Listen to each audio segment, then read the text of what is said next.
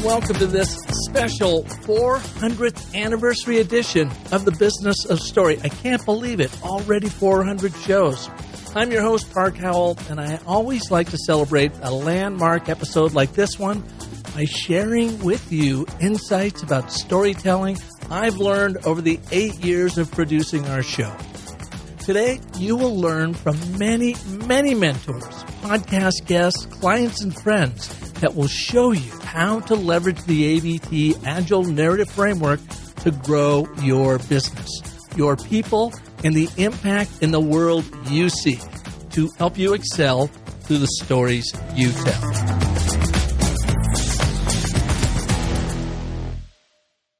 Look, believe it or not, this is all about you. And I want to thank you for listening, coming back if you're a repeat listener, and sharing our shows, with your friends, family, colleagues, anybody who wants to learn how to use storytelling in their world. Could be a student, could be a parent, could be a teacher, could be a business leader, marketing expert, sales, legend, you name it. That's why we're here. Now, my first anniversary show was episode 101. Where I covered how you can tell your stories on purpose. I mean, after all, if your brand doesn't stand for something, then it won't stand out. And you can find a link to this particular episode and all of the shows that I mentioned today in our show notes. Anniversary episode number 250 is when I launched my new book, Brand Bewitchery, How to Wield the Story Cycle System to Craft Spellbinding Stories for Your Brand.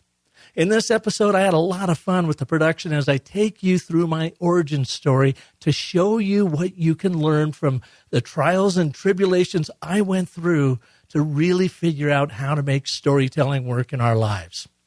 In episode 300, I share the top 10 storytelling tips that will ignite your sales. These are the proven sales storytelling techniques I learned early in my career producing hundreds of radio commercials. You'll hear some of the spots that illustrate the sales storytelling points that I make and how you can use these proven techniques in all of your sales, marketing, presentations, keynotes, websites, even your email outreach, so you actually get a response from your prospects. In our last anniversary show, episode 350, I take you through our 10-step story cycle system. The first 15 minutes is a quick review of this proven brand narrative creation process, followed by a more in-depth look, including exercises you can use right now in your business storytelling. So you can check that out in episode 350. But today, we're boiling it all down to how and why you should consider using the 3 simple words of and, but, and therefore, or the ABT, which I call the DNA of story. It's the building block for all of your storytelling because it builds your narrative intuition. And when you build that, you will revolutionize how you communicate and, even more importantly, how you connect and excite your audiences to action. In this special 400th anniversary episode, you will hear clips from several of our past shows that will feature the amazing minds that are using the ABT every day and how they use it so you can too. They're going to show you. Let's start with the guy who taught me this messaging marvel, Dr. Randy Olson, who I co-wrote the book with, The Narrative Gym for Business, to help you craft and tell compelling stories that sell. This is from episode number 318, titled The One Narrative Framework You Need for Effective Business Storytelling. For 1 century, the people of Hollywood have been trying to understand the brains of the public. And I went to film school in the mid-90s at the University of Southern California Film School. The very first course we had to take there was the history of silent cinema. And they had us read articles that were written back in the 1920s that were about studies trying to figure out how audiences reacted to movies, because they had a huge incentive, which is to make money.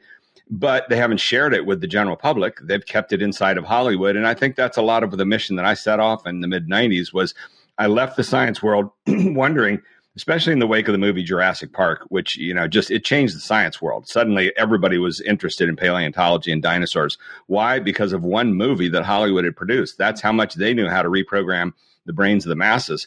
So that fascinated me. I went to film school and I set out looking for the Holy Grail. What is the one element at the core of all of this stuff that Hollywood does that explains how it is they understand the public's brain so well. Maybe one of the kind of sad things is that I've spent a decade trying to get the science world to grasp this, but it's gaining steam there. And as you know, Park, you're part of my ABT framework course. You do the business segment within there. And the ABT framework course has taken off now, and we're booked all the way into next year, working with big organizations like the National Park Service and FAA, Federal Aviation Administration, who else? Lots of organizations, U.S. Forest Service and Fish and Wildlife, on and on. So they're getting it, and it's very powerful for communication. But the community that picks this stuff up much more quickly is the business world. And you and I did one little run of the course last year for business folks, and just based on that, we saw it taking off. And in fact, 2 months ago, I think I was on the podcast of your friend Francisco Mafus. Is that his name, in Spain? And I think you got that right. And then David, sorry, what's his last name? Poland. From the UK got in touch with me, and he said, a bunch of us over here have been using this ABT thing. We didn't know where it came from. And then we heard you on that podcast, like, oh, that's the guy with the ABT. I mean, when I talk to somebody like David and Francisco, it is such a joy for me, because with the science people, they're constantly pushing back. Well, I don't know if we really need this, and I don't know if we should be trying to, worry about what the public thinks. But the business folks, it all starts there. If we don't listen to the public, we're not going to get anywhere. So it's such a joy to work with the business folks. This book that we've got here, The Narrative Gym, I wrote it last fall in broad form in November, and now you and I have decided to put it inside the context of the business world. And you did a great job writing the 7th chapter. You gave 5 applications of how the ABT framework applies to the business world. And this thing came together pretty quickly in about the last month or so. And just rewriting your first book so it is specific to sales, marketing, and business folk. And we're already getting some really great reviews. Our good friend Greg Head, Scaling Point, Greg's List, he's been through our course. He is a believer. Here's what he said on LinkedIn yesterday. This is Greg, the master of memes. Yes. The Greg, the master of memes. I should maybe put some of those in our show notes, but only the R-rated ones.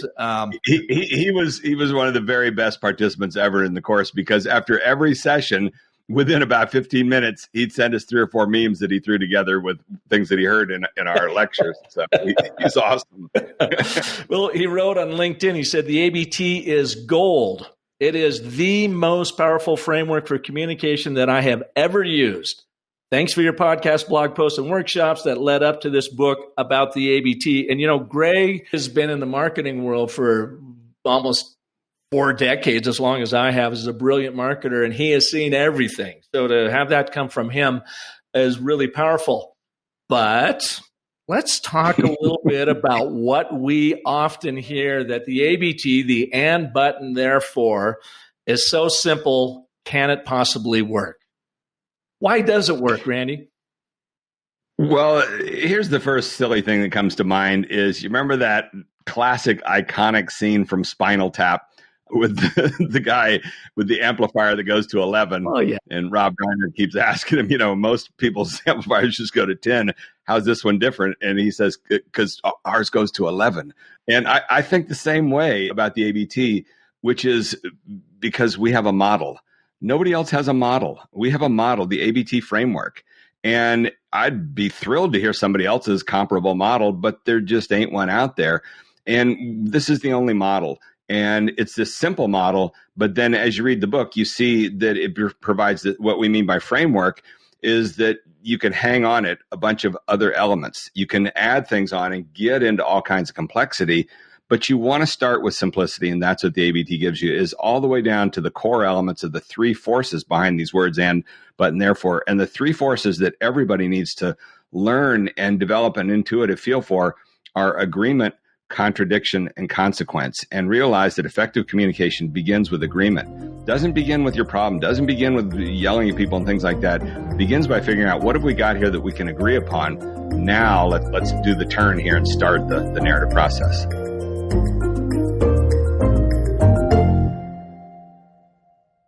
It's always fun to hear from my good friend, Dr. Randy Olson, the guy that really developed the ABT in the science and academic world. And I simply have taken his work and translated it over into the business world to great effect. And remember, you can listen to that entire show and all these shows. Just go to the show notes. You're going to find a link there for you. But why do you need the ABT? Well, a startling report on the cost of miscommunication came out about this time last year. It was produced by the Harris Poll and Grammarly, and it showed that miscommunication is costing American businesses $1.2 trillion annually, which equates to one lost day of productivity per person per week. Ouch. So I invited Abby Lunny of the Harris Poll on the show to talk about their findings. One thing that caught my attention is that they actually used the ABT framework in the writing of the report, and they didn't even know it. The lesson for you here is that we are all intuitive storytellers. My goal is to make you a much more impactful, intentional storyteller using the ABT. That way you're not just out there winging it, but you're winning it every single time. Check it out. In your communication, in your studying here, where you looked at a lot of miscommunication and the cost of it, did you guys dive in at all about actually, and being, Grammarly being a sponsor of this, of course, that's their primary role of just formulating powerful communication. Not so much when and where you communicate, but how you communicate. Yeah, I mean, we did see that people are looking for tools to help them with that. And they're not just looking for something to correct their typos, right? They're looking for something to help with that empathy, with the clarity, with the overall story that they're trying to tell. And I know my role with thought leadership research is very much using data, which is something that's quite can be quite dry in some scenarios, and telling stories around it and making it really interesting. And it's definitely a discipline that we work in all the time. And so I think the ability to kind of craft narratives is more essential now than ever before, especially if you've got to engage people on their sixth Zoom call of the day and get them excited about something when you can't build energy in the room and they're so tired of looking at their screens. Abby, that's the one thing that struck me about your poll. Well, several things have, but I think that you all do a really good job with your narrative to bring these numbers to life. And in fact, I'll even just give you a little kudos here because I don't see this very often. On page 3, this is the executive summary. You actually use a framework that we teach called the and, but, therefore. You probably didn't even realize this, but you are using the 3 forces of story of agreement, contradiction, and consequence in your first 3 paragraphs that set up your entire report. Did you realize you did this? No, not at all. That I will take the kudos and keep trying to implement that framework. Well, let me read it to you. So everyone can hear this too. And what I teach too is, look, your team there are good intuitive communicators and storytellers. So you use these, and my argument is everybody is an intuitive storyteller who is a Homo sapien, and that is anybody sitting across from you virtually or in the room. What I like to teach them is how to become intentional about it. So you guys started this with a statement of agreement, and it begins, seamlessly work from home of #work from anywhere. Access secure documents from any network. Hire the best talent based anywhere in the world from wherever you are. So that's all very aspirational, right? It's a statement of agreement. You're getting your audience to nod and say, yeah, that's exactly what I want.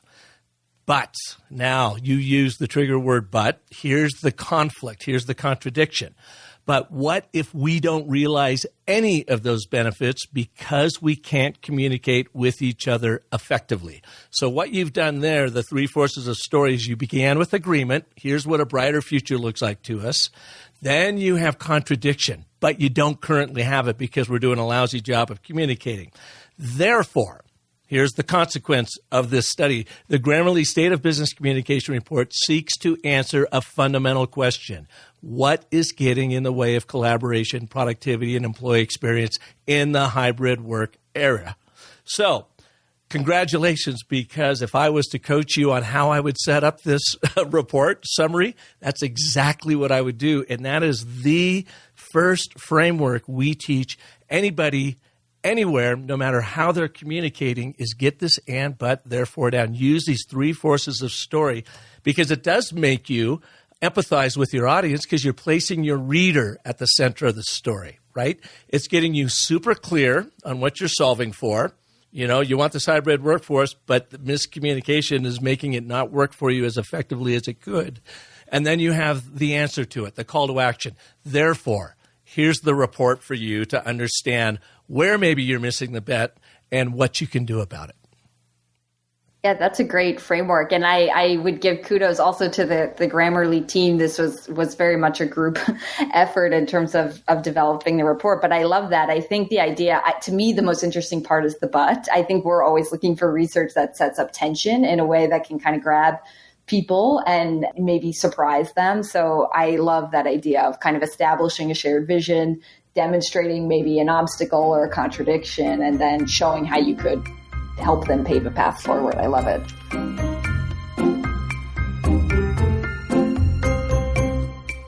We had a follow-up episode, show number 367, with Dorian Stone from Grammarly on how to use Agile Communications to scale your growth. If you'd like a deeper dive in how to overcome miscommunication in your business, check it out, show number 367. Now, when it comes to using the ABT to help you design and own your market category, there's no better person to hear from than that legendary Silicon Valley marketer, the host of Lockhead on Marketing podcast, the pirate of category design, Christopher Lockhead, who joined me on episode number 351. Can you give us an example of your whys? Like what's the first why you begin with when you start challenging and or rejecting a premise? Okay, so tell me something you believe. All right, well, let's attack the premise of the and button, therefore. I do believe that this is the starting point for all powerful communication if you want to be a storyteller. Okay, great. Why do you believe the ABT is the most powerful starting point for being a storyteller? Because I backed into it from all the complexity of the hero's journey and the 15 steps this and the 9 steps that, and I tried to teach that stuff for a decade only to see it just bouncing off people's heads in the audience, and I was realizing they're not getting this and or they don't care. They don't want to be story theorists. They want just the most basic thing that they can use to make them become a more powerful communicator. And why did you learn that after 10 years of digging into that work? It took me that long. I guess I'm dense. I'm a little bit slow. It was going from the complexity of everything that I was learning, applying it, that I too kept trying to find easier ways to communicate it and actually easier ways to activate it in people's lives and including my own life. And why did you come to the conclusion that that was a demarcation point for you and for others? Because I started doing the research and finding the ABT throughout history, literally working alongside Dr. Randy Olson, who was the one that introduced me to it when I was looking at it from an evolutionary standpoint, and I'm looking at it in communications from a political standpoint in branding and marketing. To me, there was a truth in this, that it's about those three forces of story. Agreement, to get your audience leaning in. Contradiction, to pique their interest on, okay, so what's the resolution? And then, of course, the resolution or the consequence of that brings it full circle. To me, it made sense. And when I started seeing its ubiquity in communication across time, it was like it became a no-brainer to me. And why did you choose the ABT framework as opposed to, there are other mental frameworks for how to write compelling things and how to write compelling story? It's the one that hit me, I assume, at the right time back in 2013 when I was really digging into all this stuff. And Chris, there was just something about all of my work over the years in branding, taking a complex branding message and trying to make it simple and failing a lot at that, but then having some success and reading lots of people on it, that when I saw the ABT, it was an aha moment for me. It's like, oh, this is it. This is what I've been looking for. And as you see what we're doing here, I could ask you why a whole bunch more times and we'd still have more to talk about. So the aha for me is we start by rejecting the premise. but we do it, in this case, politely. This is something you believe in deeply. So I'm not rejecting it like, oh, F you. I'm coming from a curiosity perspective. Most people think the purpose of a conversation or a dialogue is to win. If you ultimately surrender your position and adopt mine, that's when I had a great conversation, and vice versa. And so what most people call dialogue is actually called waiting to talk.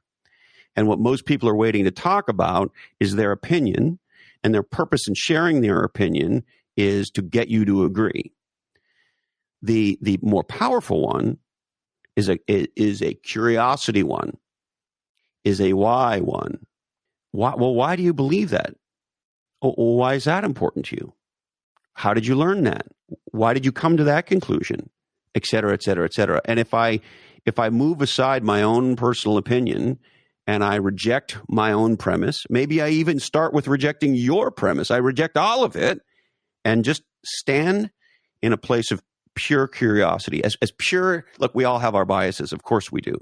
But as pure as you can get yourself to be and say, okay, well, why does this guy bet his whole fucking career on this thing called ABT?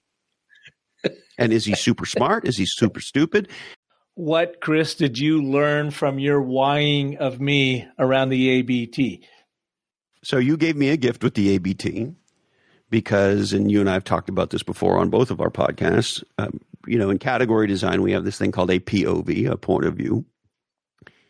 And it is simply structured very similarly to that of the ABT, which is essentially, and this is such a profound insight, it sounds like it's nothing, just like the ABT. It's so simple, you can't imagine how profound it is.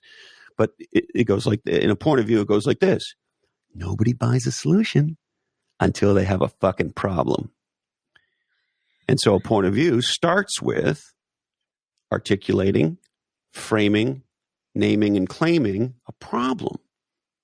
And it could be an opportunity, so it doesn't have to be a negative always, but it's an insight. It's an aha. It's to quote the Big Lebowski, it's this aggression will not stand, man. It is what you could think of as a different future. Legendary creators, entrepreneurs, and marketers become obsessed. They become missionaries with creating a different future. One of my favorite examples, living here in Santa Cruz, Jack O'Neill, the category designer of the surf wetsuit. And when you buy a wetsuit from O'Neill, I don't know if it's still the case, but it was for years, there's a picture of Jack on it and a quote that said, "I'm just a surfer who wanted to surf longer." Well, if you're a surfer and you ever surfed in Northern California and you went out there with board shorts and a wool sweater, which is what people did before Jack came along, you can relate to that because you probably if you got 45 minutes in that, you're doing well. It's fucking cold. And so this problem called, hey, I wanted to surf longer. Well, we can relate to that problem.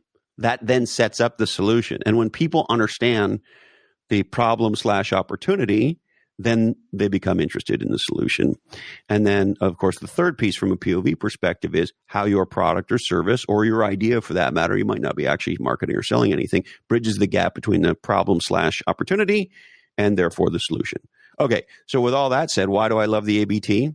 The ABT takes the thinking that we did around points of view and does a fantastic, legendary double click on it and says, here is a shit simple, insanely powerful way to write an instant POV. And that's why the and, but, and therefore model is pure genius. It allows you to relate to people. Then it gives them the but, which tees up the problem. And then the therefore, which points the way to the different future, aka solution. And so it's pure genius. And it's easily rememberable. And if you start to play with it, as I have since you taught it to me, just like anything else, you develop some prowess with it, starts working. It's almost weird how this works.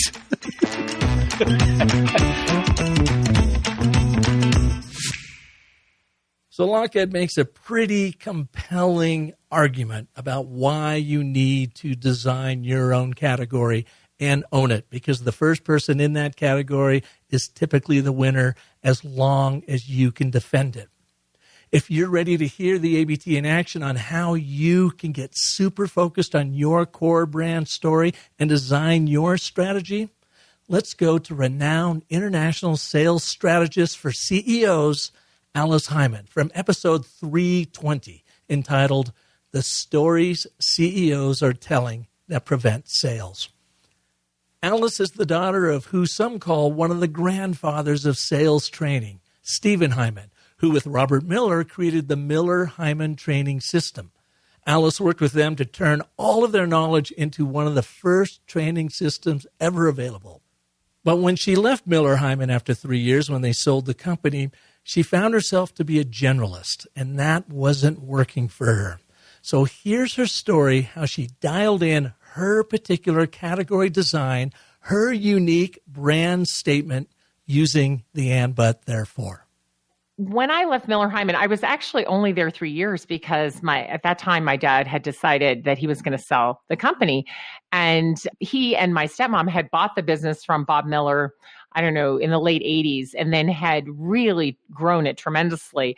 But they just decided, okay, we're not going to be the ones to take it to the next level. And they sold it to a private equity firm. So knowing that, I had left and started my own company, sort of accidentally. I call myself an accidental entrepreneur, although I'm very entrepreneurial and always have been. But I sort of fell into it and started working in the .com with all of these companies that were funded and really needed rapid growth. And that's how I really got into working with CEOs to help them grow their company and grow the valuation.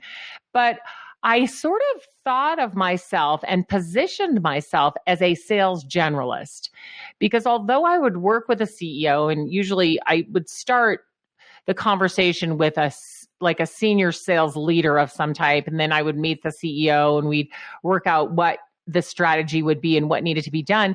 So I've been doing things the same way for a long time, although, 20 plus years ago, I would spend more time with the sales team and I would actually provide some training and do some of the things that I don't do now. Like I would coach the salespeople and coach frontline sales managers.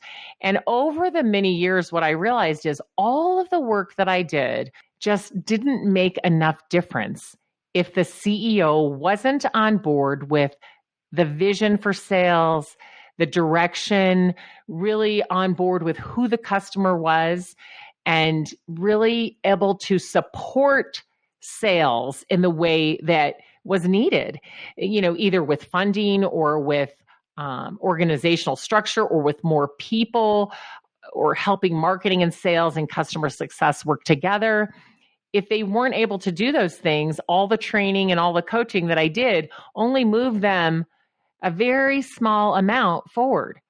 And so I would spend more and more time with the CEO and the senior leaders, but I had never repositioned myself. And so even though I was doing that, I wasn't really attracting the audience that I really wanted to work with because I looked like a sales generalist on my website, on all my social media. And people would be like, oh, you do sales training, or, oh, you do marketing, or, oh, you do. And I'd be like, no. But it's my own fault because I didn't brand myself well. Yeah, it's always easier to do that for other people, isn't it, than to take our own advice, take our own medicine, and do it for ourselves.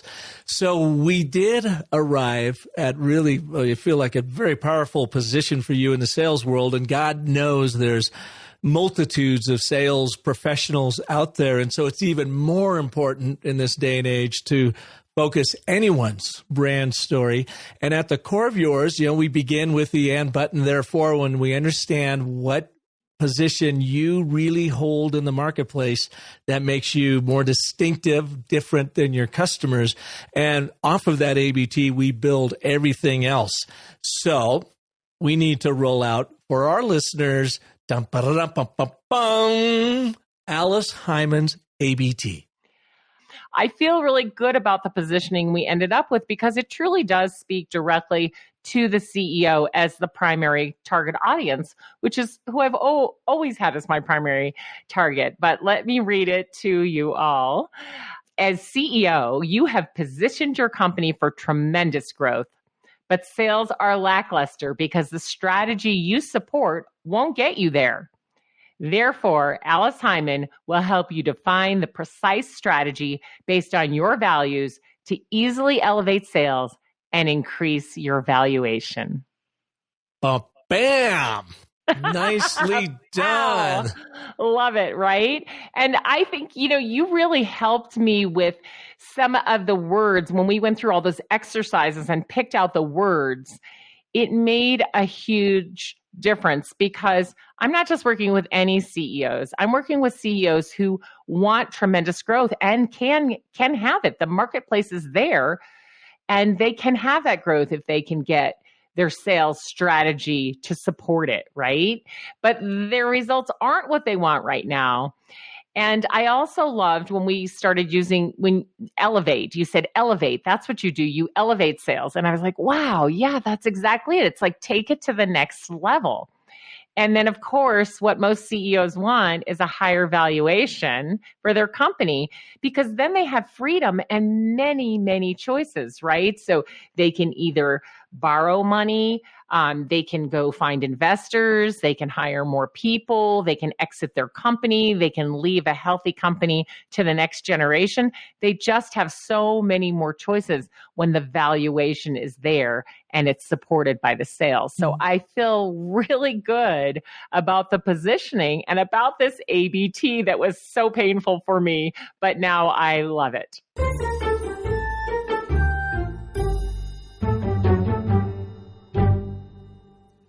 If you're struggling with telling your authentic brand story, start using the ABT right now to clarify your story, amplify your impact, and simplify your life. Here are the steps. Number 1, identify your number one audience as Alice did. Hers, of course, are CEOs. 2, then articulate what they want relative to your offering and define why it's important to them. You want to raise the stakes right there. So you have this shared vision of a brighter tomorrow for them.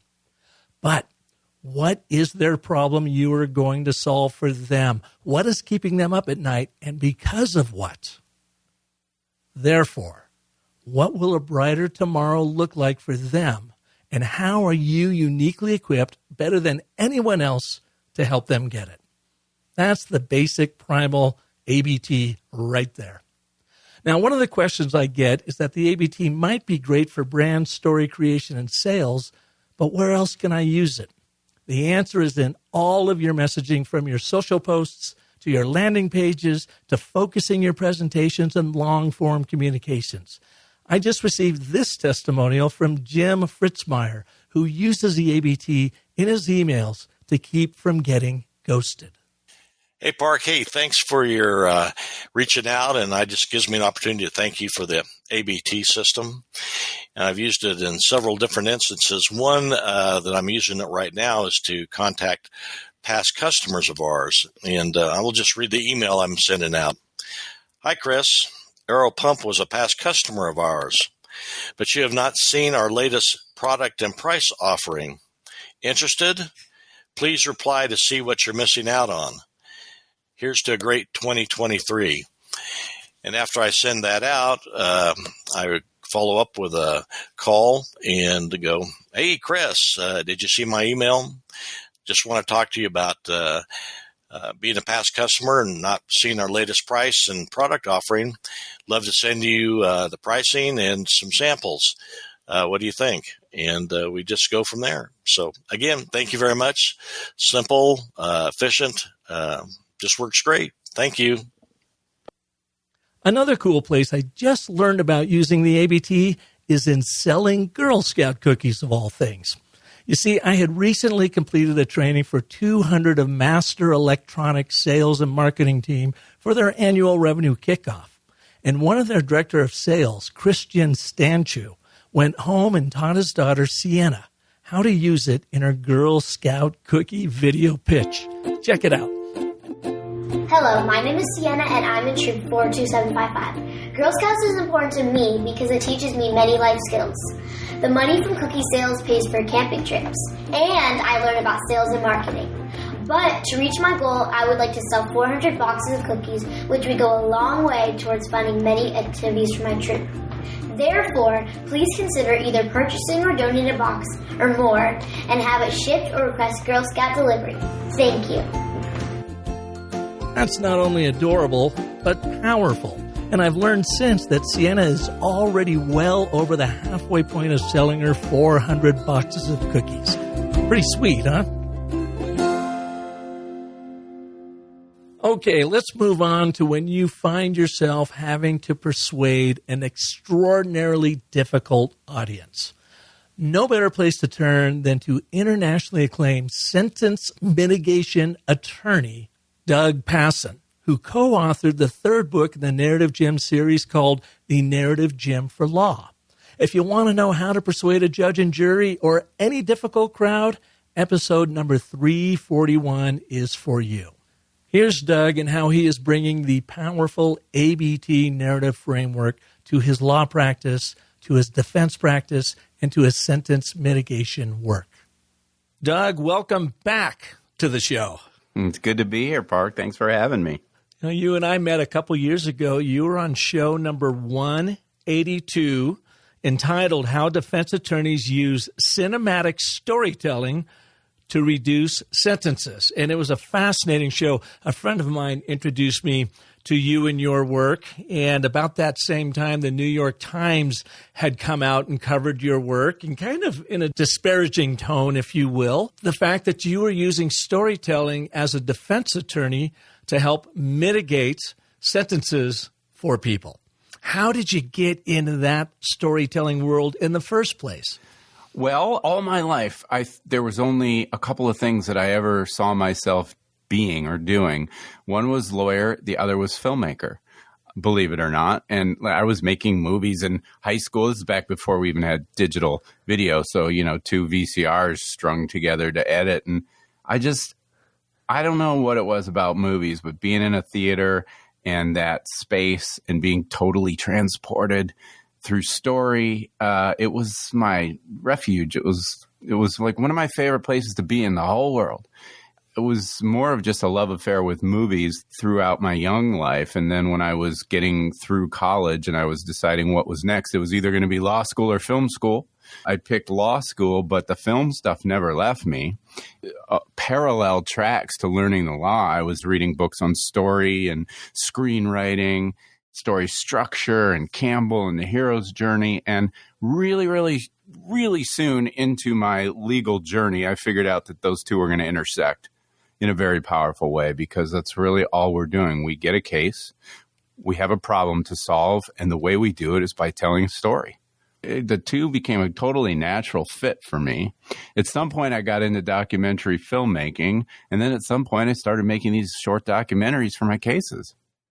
And we're going to get back to that in a minute, because it's pretty fascinating, the work you've done, and especially sentence mitigation videos.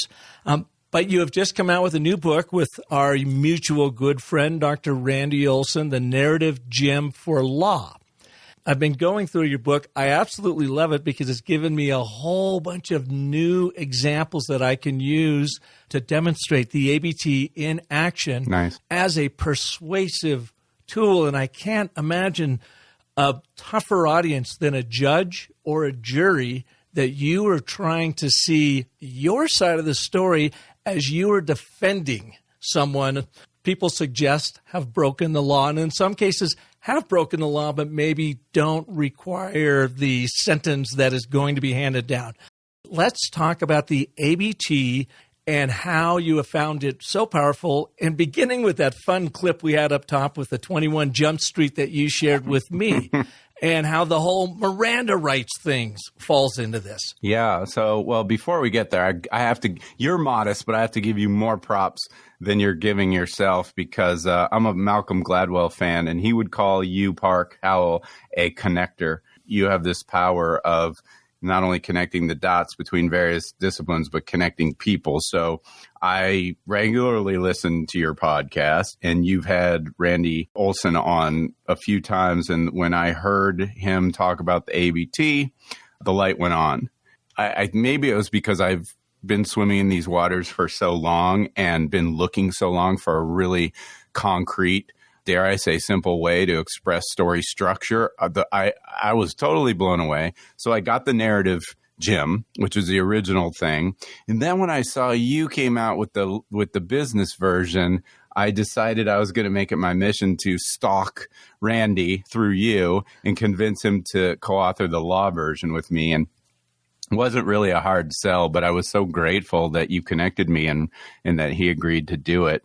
We're just rolling it out, but I think it's going to be a game changer for my legal community, for my colleagues. And I'll say, when I was writing the narrative Jim for business with Randy, it also, through our conversations and prepping for that, brought up other instances of using the ABT in business, as it did for you guys in the ABT, the narrative Jim for law, because you both then came to the realization, I think, through your prodding, that the Miranda rights is written as an and, which is non-narrative, and maybe be one of the reasons why it gets ignored by people to their detriment, because they say things without an attorney in the room that they should not be saying, and it is indeed held against them in the court of law. Yep. So that's why we started the show with that bit from 21 Jump Street. Let's jump into that. So we were thinking about examples in the legal world, and that hit us kind of like a lightning bolt.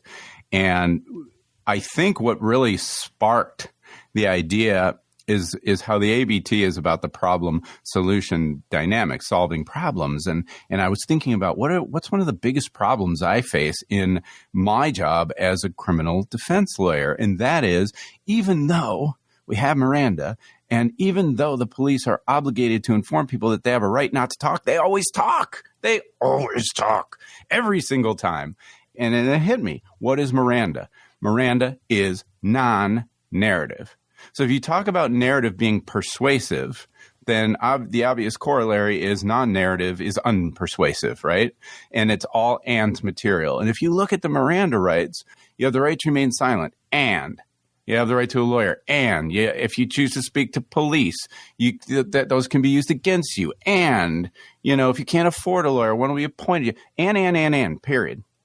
And we know that when we speak just in non-narrative, which is the and land, if you will, it tends to go in one ear and out the other. And I think that's exactly what's happening. So we posit this scenario. What if police, it's a whole nother discussion whether this is intentional or not, Park, because let's face it, police, as important as they are and as good as most of them they are, they're not really in the business of convincing you not to talk to them, right? They want you to talk to them. Right. They're not exactly on your side. Well, yeah. So, if you invoke Miranda, it makes their job more difficult, because a lot of times it's your words that are used to make the case. But anyway, in the book, we posit, what if the police did the Miranda rights in ABT form? How would that go? Because it's certainly more persuasive, and it's, you have the right to remain silent and the right to a lawyer, but if you choose to speak to the police, anything you say can and will be used against you in a court of law. Therefore, you shouldn't speak to law enforcement without first talking to a lawyer. And you think that would make a huge difference out there? I think it would. I think it would make a huge difference. Now, I don't think that's going to happen in the distant future or ever. But here's my ABT about why it should happen. You ready? Americans value the Constitution and the many rights and protections it affords us. And the Supreme Court continued this tradition by mandating that police have to inform a suspect of their Miranda rights before trying to interrogate them about an alleged crime. But because law enforcement officers communicate these crucial rights in non-narrative form, citizens routinely give up their rights without fully understanding the consequences. Therefore, if the goal is to truly better protect a citizen's constitutional rights, law enforcement should change the form in which they deliver this message. What do you think? And that form should be an and, but, and therefore. Exactly, ABT, right? Exactly. 100%. Power to the people, Doug. Power to the people. 100%. So hopefully you never find yourself sitting across Joe Friday and he's reading you your Miranda rights. But if you do, remember to filter it through your ABT and mum's the word. Wait for your attorney to get there. Now let's hear from 3 more communication professionals on how the ABT has impacted their careers in leadership development, the startup community, and the media, respectively. I always loved the art and the science of marketing. Plus, I always relished the opportunity to communicate clearly as a marketer. But I sometimes found my clear communications to be a bit lengthy. That is, until I found the ABT method, also known as the and but therefore method, through Park Howell and the Business of Story. So now my communications are clear, they're concise, and memorable. Thank you so much, Park Howell and the Business of Story. Hi, I'm Greg Head. In the last 30 years, I've been growing little software company startups into larger software companies as an entrepreneur and marketer. And these days, the biggest problem for little tech startups is getting enough attention in the world and then converting that attention into happy customers and growing revenues. It's a communication problem. We all know that storytelling is at the heart of communications and sales and marketing. But I've always struggled with complex storytelling processes. It's just hard for me to wrap my head around 15 or 7 or 9 step storytelling models, even though I know how it works, which is why my world changed when Park Howell introduced to me the ABT 3-step magical storytelling process that always works. It's the most powerful communication tool and process I've ever used. I use it every day in my companies and with the tech startups I work with, and I see it in every message that makes its way through to me outside in the world. So I recommend that you connect with Park and the business and learn about the ABT from the Business of Story and use it. Everybody could use it in your business when you're communicating anything to anybody. Check it out.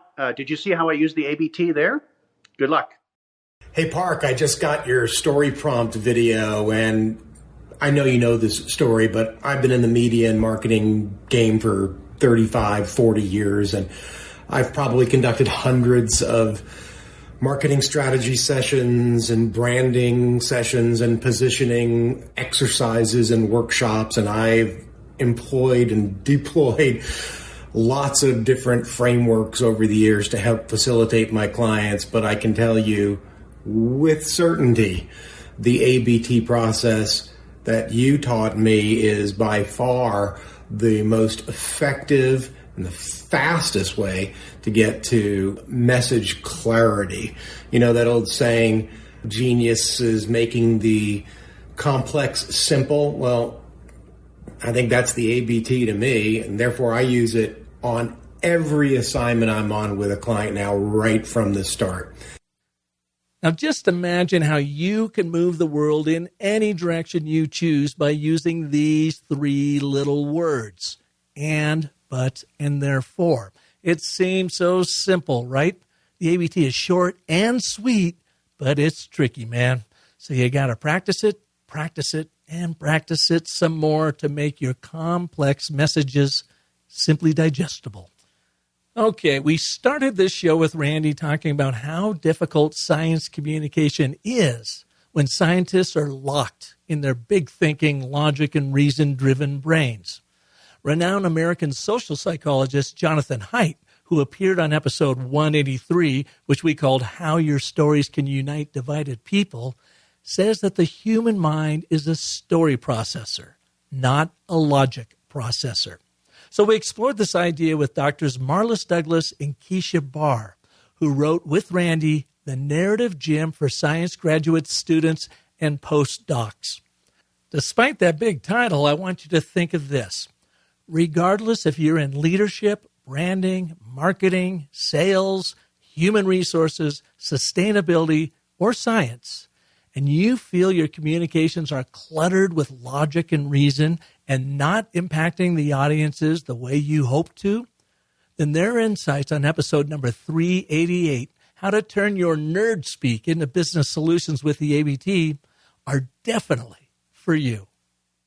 We wrote this book in, was it 3 weeks or a month? It was very fast, very intense, right in the middle of my field work season. But, having that team, having Marlis, having Randy, we really played off each other's strengths and weaknesses, and we pulled this thing together. And now we're hoping it's a resource not only for graduate students, but also for postdocs or anyone else who wants to learn about the ABT framework. And it has more specific ways to really implement the ABT into different ways and different trainings. And Marlis, this book is very specific on the title. So, for instance, my book with Randy was The Narrative Gem for Business. Doug Poisson's book was The Narrative Gem for Law. Yours isn't just the narrative gem for science, but for science graduate students and postdocs. How did you arrive at that specific title? Scientific training takes a very long time. You do a bachelor's, a master's, a PhD. Probably you're 15 years in school. And you learn all the technical aspects, how to analyze data, how to collect data, how to do scientific writing. But what you really don't learn is life skills or, kind of dealing with normal people, non-scientists, the rest of the world. And in my own research, having to deal with a lot of, agency folks and stakeholders and so on, and trying to relate my research to people who are not scientists, how do I talk to them? So communicating with diverse audiences is really very essential for today's scientists, for their training. And it really isn't done. There is really not a simple framework as simple as the ABT. As you work with grad students, and for example, we try to teach them how to an elevator pitch, like you do in business, kind of at the conference, what do you do? And so they can just very briefly explain, well, I'm working on this, but this is the problem, and therefore I'm looking for this solution. In our line of work, I always talk about with business leaders and sales and marketing folks that their job is to make the complex simple so that their prospect, their buyer, their customer, their colleagues can immediately get it through that singular narrative of the ABT. And it just makes the whole sales process so much easier when your audience doesn't have to fight for meaning. Keisha, when did you recognize the ABT? Can you take us to that moment where you went, wow, I didn't know that this existed, and I've got to do a deeper dive on to see how I exactly can use it in my work? Well, I want to be more effective because I want to create change, like Marlis was saying. I want to raise awareness that our coral reefs are dying. And I'm not very effective at doing that because it's all doom and gloom. Like working with corals is so challenging. They're dying. It's not working. We need to make change.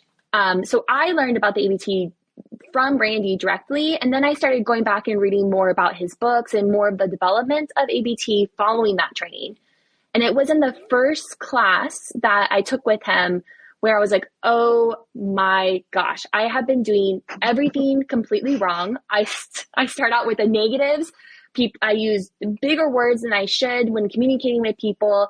And I kind of go in all these different directions. And it's hard for my audience to follow me. And I didn't really realize that until when Randy broke down the ABT and talked about the contradiction and talked about the setup and the solution. I was like, oh my gosh, I actually kind of felt a little embarrassed that I had been such a terrible communicator up until that moment. Yeah, but you're a passionate, creative scientist, but you're never taught how to communicate, correct? I mean, even in the business world, when I first saw the hero's journey and what Hollywood knew about storytelling, which then led me to the 5 primal elements of a short story, which ultimately led me to the and, but, therefore, these 3 powerful words that play off the 3 forces of story, of agreement, contradiction, consequence. And that was in 2011 in Randy's second book, Connection. That was my aha moment. I'm like, oh my God, could this thing really be that powerful? It was, like the golden chalice in branding to make a complex message simple. And that was my wow. Okay. And then Randy and I became fast friends and have gotten to work together now in the past decade. Marlis, when was your aha moment with the ABT in the complex science world, making your messages simple, digestible, land right the first time? I think my journey started a very long time ago, actually, when I finished my master's. And one day, and we relate this story in the book, one day my mom asked, so I just probably came home for Thanksgiving dinner, and she said, so tell me, what did you do for your master's? And I was super excited telling my mom, and so I started, I'm studying baby fish, and they have little experiments in the lake, and I have to wear thermal underwear type of layers in the dry suit, and it's very cold. The water is 6 degrees Celsius, and it's freezing cold, and I have to go down there, and and then the results were, all the baby fish died, but that wasn't a really big deal because and I used a very fancy term. We're using evolutionary biology, basically. So anyway, I had all this exciting stuff, used a lot of jargon, blah, blah, blah. And then I finished and, expectantly looked at the mom, and she looked at me and just said, and people find this interesting? And I was really, Mom! But this really made me realize that if somebody who really loves you, he's really genuinely interested in what you do, and you cannot communicate what you actually do, you have a problem. All right, Keisha, can I put you on the spot? Yes, of course.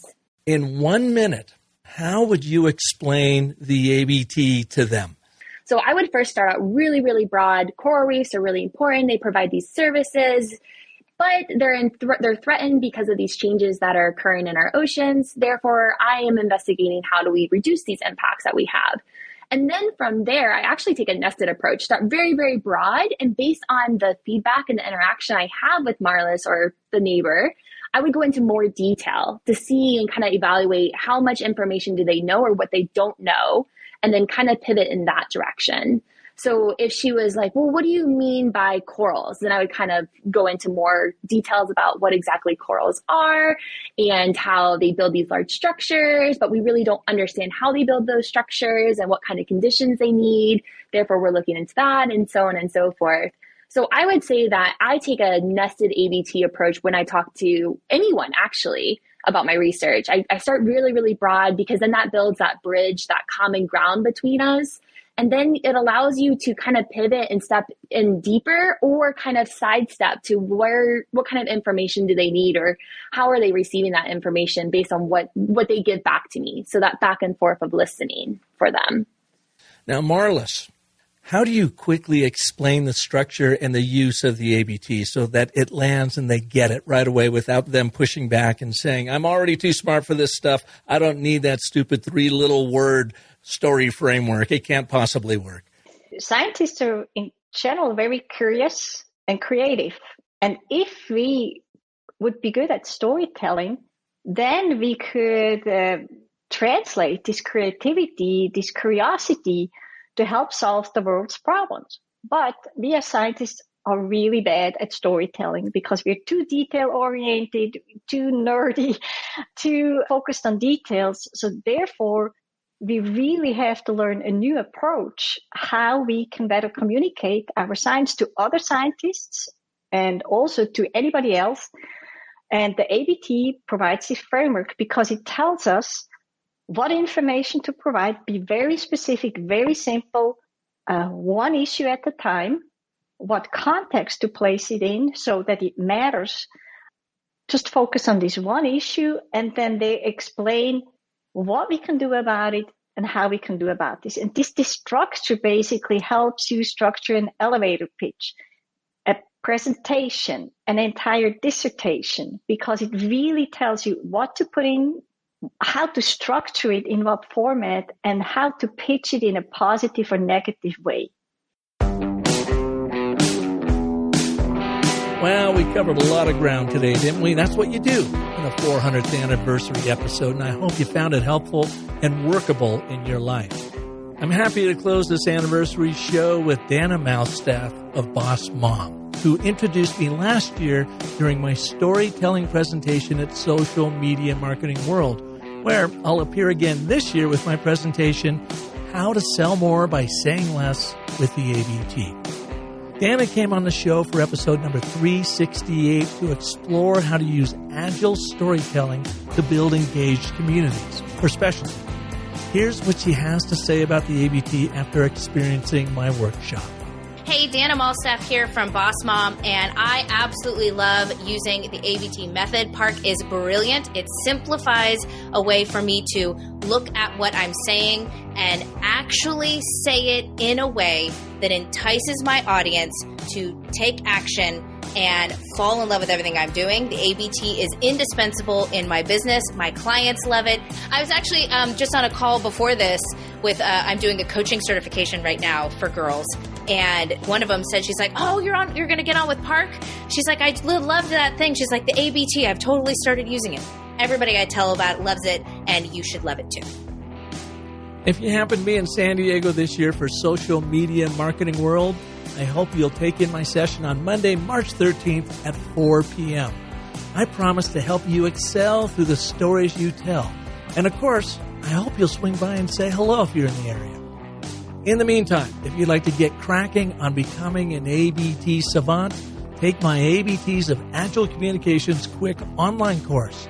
In just 1 hour through 3 20-minute training modules, I'll walk you through the primary and secondary ABT build processes. I promise you, it will completely revolutionize how you communicate through the power of storytelling. Thanks for listening, and remember, as you grow as a more confident, compelling communicator through the power of storytelling, that the most potent story you will ever tell is the story you tell yourself. So make sure that's epic. Thanks for celebrating with me today. Story on, my friend.